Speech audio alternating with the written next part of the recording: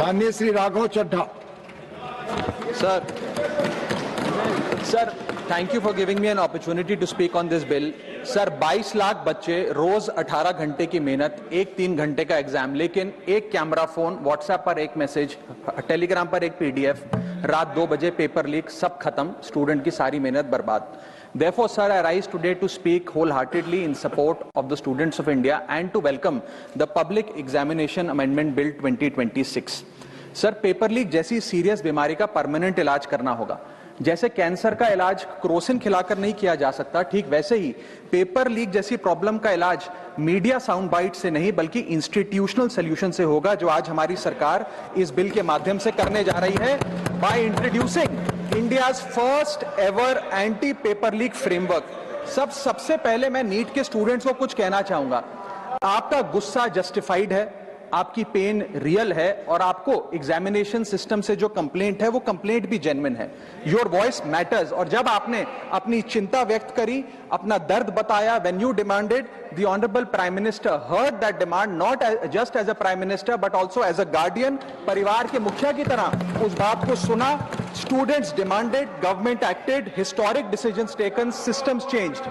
Sir, जब एक student NEET जैसे पब्लिक एग्जाम की प्रिपरेशन करता है, तब वो अकेला तैयारी नहीं करता, उसका पूरा परिवार प्रिपरेशन करता है। मां अपनी छोटी छोटी जरूरतें रोक देती है, घर का बजट कम करती है, पिता फैमिली की सेविंग्स को कोचिंग फीस, रेंट और टेस्ट सीरीज पे खर्च करता है, फैमिलीज को लोन तक लेना पड़ता है, और स्टूडेंट खुद कोटा, जयपुर, चंडीगढ़, दिल्ली, पटना जैसे शहरों में जाकर घर से दूर रहता है, दिन में 18 घंटे पढ़ता है, रात 2 बजे तक पढ़ाई करता है और फिर अलार्म लगाकर सुबह 5 बजे क्लासेस के लिए उठ जाता है।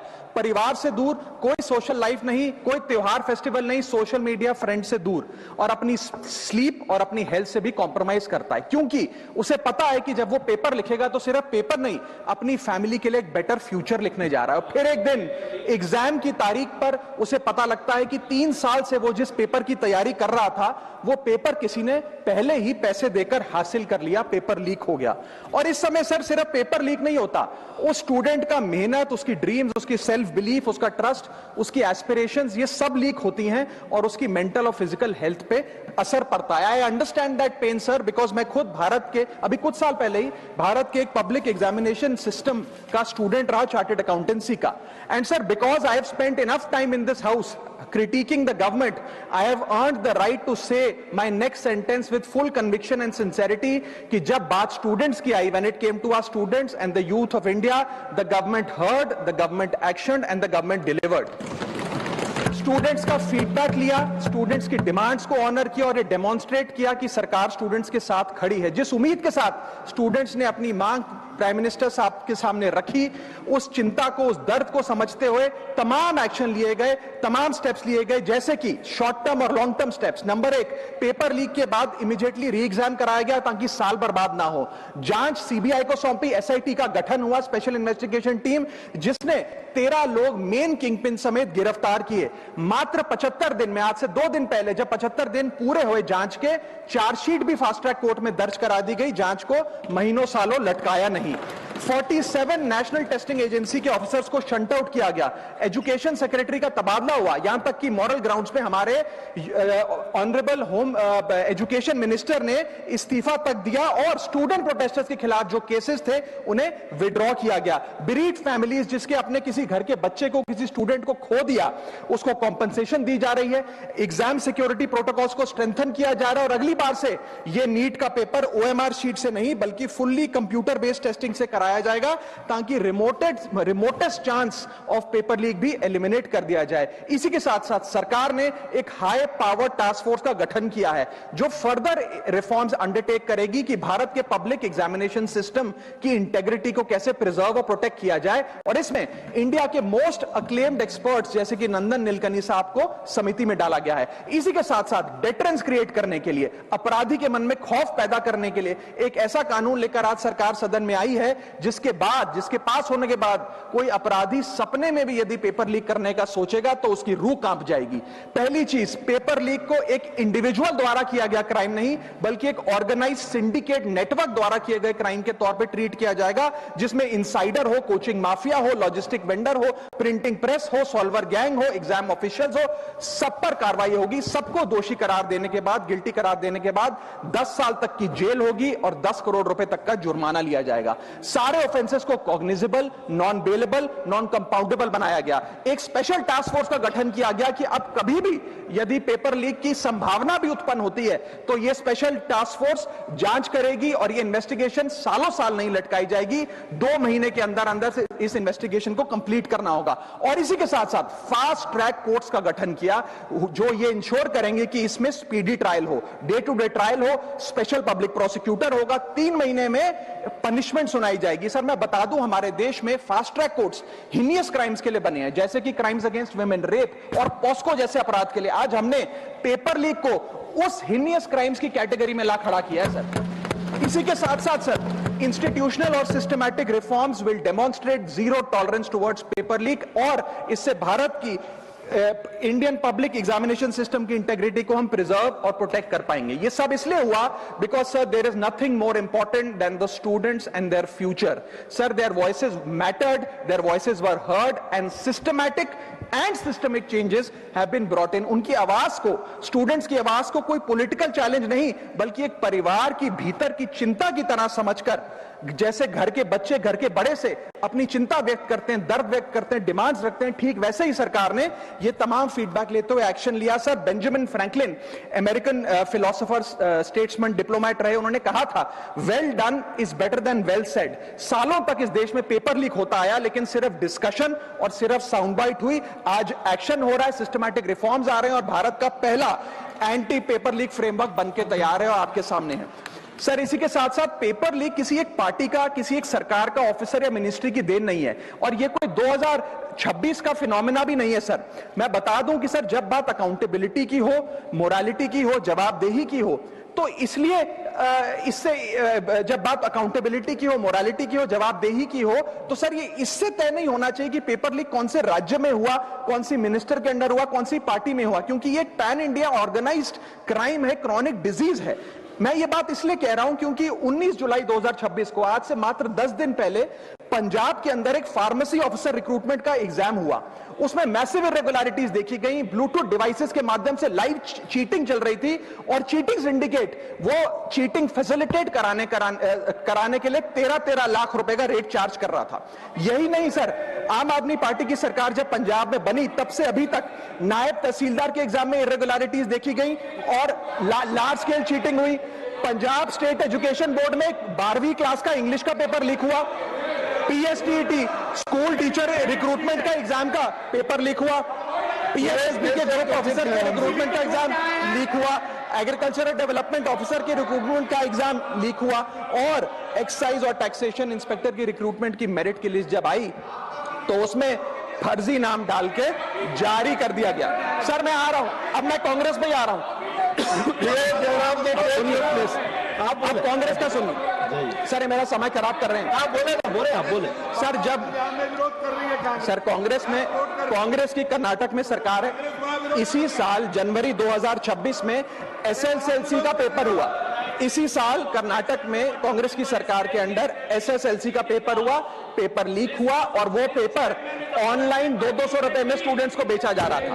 हिमाचल प्रदेश में HP state selection commission recruitment exam का पेपर कांग्रेस के कार्यकाल में लीक हुआ। अब आप सुनिए सबसे चौंका देने वाली घटना, सर सबसे शॉकिंग और सैड बात यह है कि 2016 में कर्नाटक में जब कांग्रेस की सरकार थी तब वहां पे 12वीं कक्षा का प्री यूनिवर्सिटी कॉलेज का 12th का केमिस्ट्री का पेपर लीक हुआ। ये क्लासरूम का पेपर नहीं था सर, ये स्टेट बोर्ड एग्जाम था। ये स्टेट का एग्जाम जब पेपर लीक हुआ, बच्चे एग्जाम देकर घर आ गए, पता लगा पेपर लीक हो गया, पेपर कैंसिल कर दिया। 20 दिन बाद री एग्जाम कराया गया, री एग्जाम का पेपर भी लीक हो गया, और उसके बाद रात को 3:30 बजे वो पेपर व्हाट्सएप पे घूम रहा था, री एग्जाम को भी कैंसिल करना पड़ा। इसके बाद जब जांच हुई, स्टेट सीआईडी ने जांच करी तो 3 लोगों को अरेस्ट किया, जिसमें कर्नाटक सरकार के मेडिकल एजुकेशन मिनिस्टर डॉक्टर शरण पाटिल का पीए खुद शामिल था। पीए 10-10 लाख रुपए लेकर पेपर लीक कर रहा था। उसके बाद जब मंत्री जी से पूछा गया कि आप इस्तीफा क्यों नहीं देते, आपकी मॉरल और डायरेक्ट जिम्मेदारी बनती है, आपके दफ्तर का आपका पीए पेपर लीक कर रहा है, आप क्यों नहीं इस्तीफा देते?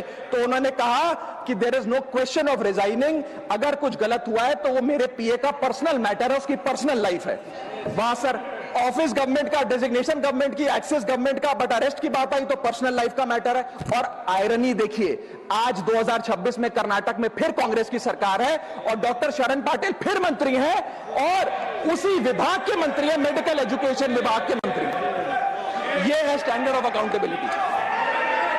सर सुन लो, उसी के साथ साथ 2004 से 2014 के बीच में जब यूपीए की सरकार थी तो कांग्रेस के कार्यकाल में दर्जनों एग्जाम्पल हैं, डॉक्यूमेंटेड एग्जाम्पल हैं पेपर लीक के सर, जिसमें मुख्य तौर पर AIIMS post graduate medical entrance exam 2006 में लीक हुआ, रेलवे रिक्रूटमेंट बोर्ड का एग्जाम 2009 का लीक हुआ, all India engineering entrance exam 2011 UPA के कार्यकाल में लीक हुआ और SSC combined graduate level exam 2013 leak हुआ। सर इस पीरियड में उस समय की यूपीए सरकार ने क्या किया? कोई अकाउंटेबिलिटी एस्टैब्लिश करी, कोई एग्जाम सिक्योरिटी आर्किटेक्चर को ओवरऑल करने के लिए कोई कानून लाए, कोई dedicated anti paper leak law लाए? कुछ नहीं लाए। सर मैं एक बात कहना चाहता हूं, सर पॉलिटिकल मेमोरी सिलेक्टिव हो सकती है, पब्लिक रिकॉर्ड सिलेक्टिव नहीं हो सकता।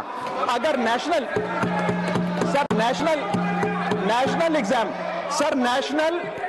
एग्जाम का पेपर लीक अगर नेशनल क्राइसिस है, जो कि है, तो सर ऑपोजिशन रूल स्टेट का पेपर लीक एक लोकल इंसिडेंट कैसे हो सकता है? सर स्टूडेंट में तो फर्क नहीं होता। अगर नीट के स्टूडेंट्स का पेन जेन्युइन है, जो कि जेन्युइन है, तो सर पंजाब के फार्मेसी एग्जाम के स्टूडेंट्स का और कर्नाटक के एसएलसी एग्जाम के स्टूडेंट्स का पेन भी जेन्युइन है। स्टूडेंट का पेन पार्टी देखकर चेंज नहीं होता और ठीक उसी तरह रिफॉर्म और अकाउंटेबिलिटी भी पार्टी देखकर चेंज नहीं हो सकती। अब मैं स्टूडेंट्स के बारे में कुछ कहना चाहता हूं। सर देयर वॉइस मैटर्स, उनकी मांगे जायज हैं। सर स्टूडेंट्स द्वारा प्रोटेस्ट करना, सवाल पूछना, डिमांड रेस करना, कोर्ट जाना, पीसफुल मार्च निकालना, ये सब उनका संवैधानिक अधिकार है और ये करना भी चाहिए। लेकिन सर स्टूडेंट का प्रोटेस्ट स्टूडेंट का रहे, किसी पॉलिटिकल पार्टी की रैली ना बन जाए, वे अपना माइक किसी को आउटसोर्स ना करे, क्योंकि सर स्टूडेंट की लड़ाई तो एग्जाम सिस्टम को सिक्योर बनाने की है, नेताओं की लड़ाई अपनी सोशल मीडिया रीच बढ़ाने की है।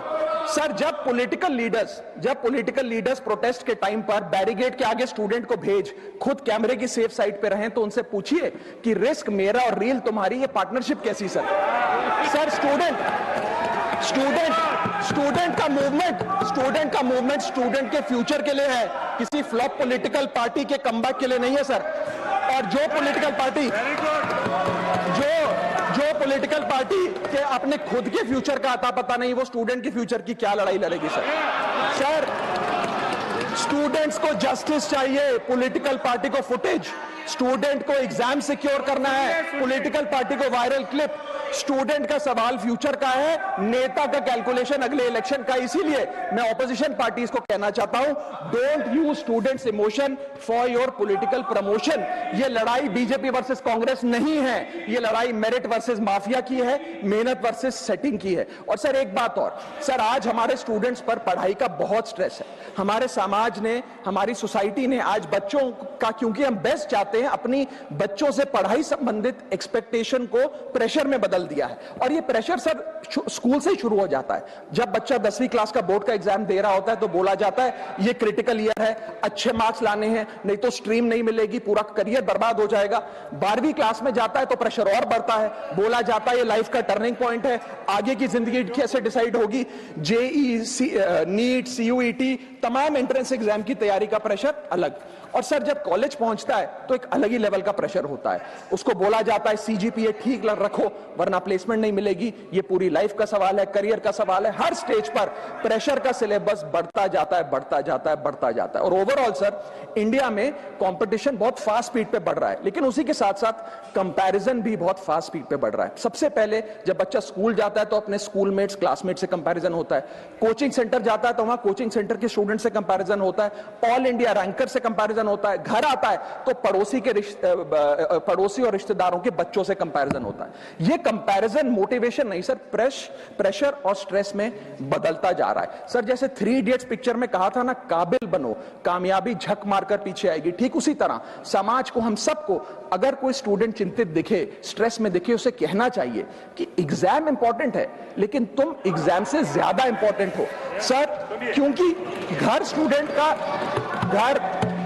स्टूडेंट का सेफ स्पेस होना चाहिए सर, दूसरा एग्जाम सेंटर नहीं। और एक रैंक रिजल्ट डिसाइड कर सकती है बच्चे का, उसका फ्यूचर नहीं, वैल्यू नहीं, उसकी पूरी जिंदगी नहीं। और अंत में sir, I just take 1 more minute sir, अंत में मैं अपने वेल विशर्स को भी कुछ कहना चाहूंगा जो पिछले कुछ समय से मुझे कह रहे थे कि राघव आप नीट के इशू पर कब बोलोगे, आपको हम सुनना चाहते हैं। मैं बड़ी हम्बली कहना चाहता हूं सर, जब मैं ऑपोजिशन में बैठता था तब सवाल मेरा हथियार था, आज मैं ट्रेजरी बेंचेस पर बैठता हूं, आज सोल्यूशन मेरी जिम्मेदारी है। मैं भी रोज कैमरे के सामने आकर साउंड बाइट दे सकता था, लेकिन मुझे हेडलाइन नहीं सर, मुझे आउटकम चाहिए। और जब मैं ऑपोजिशन में था तब मेरा काम इशू रेस करना और सवाल उठाना था, और पूरा सदन और आप जानते हैं मैंने वो काम पूरी ईमानदारी से किया। लेकिन आज मेरा रोल कैमरा के सामने अटेंडेंस लगाने का नहीं है, मेरा role is my focus is to fix the system. इसीलिए मैंने अपने आप से एक वादा किया, I made a promise to myself कि मैं इस मुद्दे पर पार्लियामेंट में बोलूंगा, और उस दिन बोलूंगा जिस दिन हम प्रॉब्लम सॉल्व कर रहे होंगे, सोल्यूशन लेकर आएंगे, when the system is getting fixed, and today is that historic day when the system is getting fixed। और सर बिकॉज आज जो रिफॉर्म्स हम लेकर आए हैं, जो सरकार सदन में लेकर आई है, वो इतने जरूरी हैं क्योंकि इन रिफॉर्म से सिस्टम और मजबूत होगा, पेपर और सिक्योर होगा, एग्जाम फेयर होगा, मेरिट का सम्मान होगा, माफिया जेल में होगा, सरकार पहरेदार होगी, कार्रवाई दमदार होगी, स्टूडेंट्स की जीत होगी, माफिया की हार होगी। जय हिंद। गर्मियों की छुट्टी होने वाली थी, मेरे पापा आने वाले थे, तो हम लोग सभी खुश थे। तो मैं एक बेड पे चढ़ के डांस कर रहा था, लेकिन वो पहले ही आ गए। प्लीज तो मैं उस समय तो कंटिन्यू नहीं कर सकता था, तो फ्रीज फ्रेम टाइप का हो गया। कसम पैदा कर